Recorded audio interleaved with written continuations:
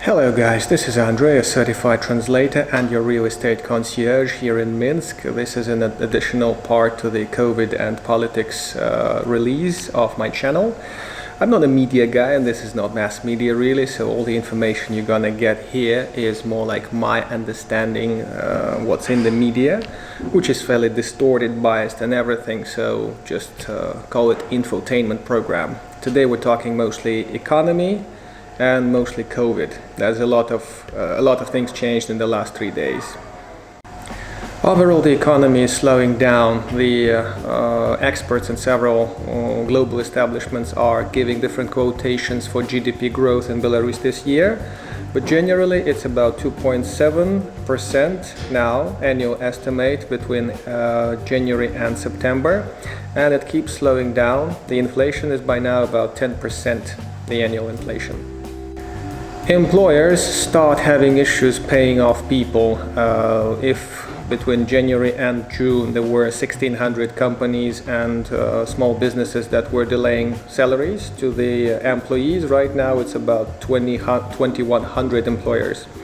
That could be salary delays themselves, that could be pension fund allocations, pension fund payments, which is about 34% on top of what the employees are paid. The employer has to wire that to the pension fund, and this trend apparently is picking up. Import seems to be dominating over export, and the amount of foreign stuff on the shelves of the retail stores is mostly foreign. That's all in spite of the countless efforts of the Ministry of Anti-Monopoly Regulation, if I recall the name right, trying to make the stores place Belarusian stuff in an obvious place and marked made in Belarus, and came up with special must-have lists for every shop to have specific Belarusian items in them. Since 2010, this presence of the Belarusian stuff in the retail stores seems to be dropping. From the 18th of October in Brest, shuttle buses are charging more for a ride. Shuttle buses are the little minibuses, marshrutkas, that are taking you now the bus stops like a regular bus, except they're smaller and they're a bit faster. In the fourth quarter, they're going to up the price for the public transportation by some 7% in the cities, and intercity rides will cost 11% more. Right now in Minsk, one metro ride is 80 kopecks, and one tram, trolley bus or bus ride is 75 kopecks. So, being where you are, you can convert that. I'll put the rate on the screen. Tell me if you think it's too much for a ride or too little, given that there are no zone rides yet. Once in the metro here in Minsk, you can toss a token and take 20 stops and then come back on the same token without leaving the system, of course. Or it could be just 2 metro stops before you get to the next place you need to and go upstairs. Diesel costs here as much as 95th benzene. There are different terms for benzene. I don't want you to get confused with gas and benzene, because technically gas is also methane and it's twice as cheap. It's 2 rubles 9 kopecks right now per liter of diesel, same for the 95th benzene.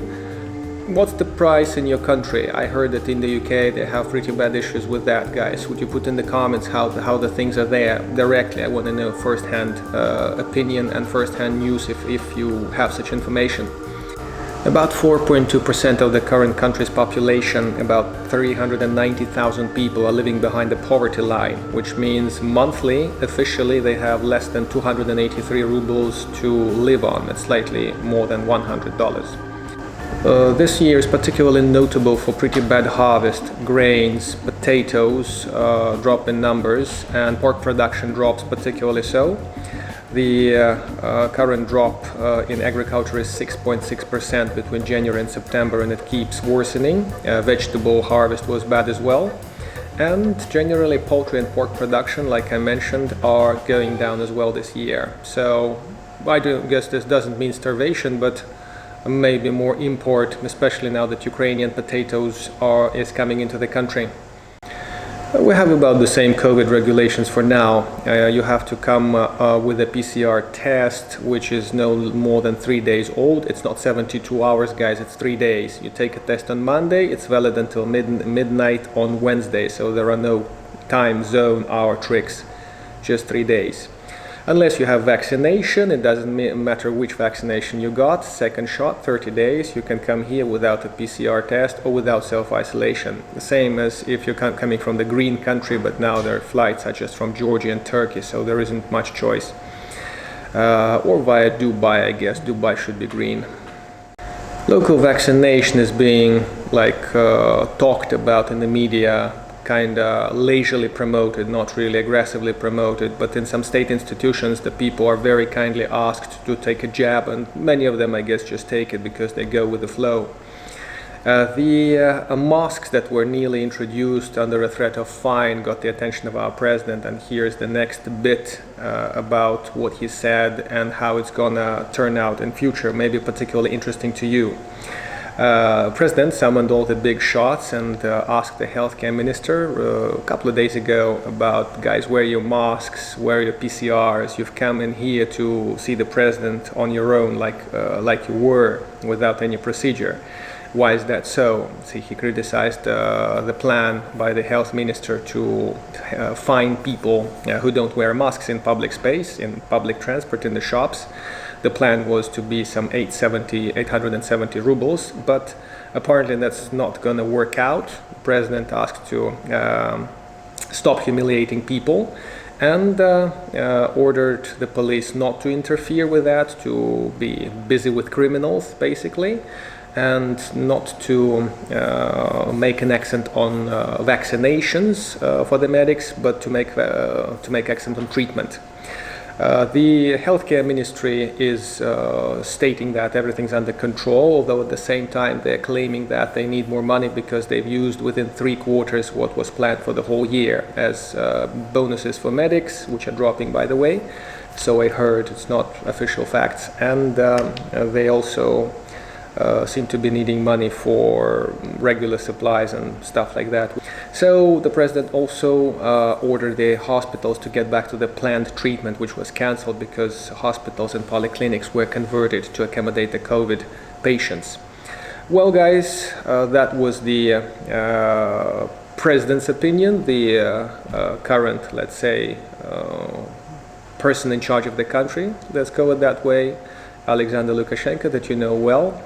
Tell me what you think. Tell me if it's going to work out or the ban will be in place anyway, because sometimes the signals from top are not reaching what's in the field. And this was Andrei from Minsk, certified translator, real estate concierge. I'll be happy to have you here, see you here for a coffee, maybe help you here on the ground with some matters, be that translation, immigration, whatever. Drop me a message if you're in town. We have Sunday meetings with expats in one of the bars and restaurants in Minsk, so you can follow the channel to see the next events that are going to take place. Travel wisely, cheers from Minsk, and don't forget to write. Bye.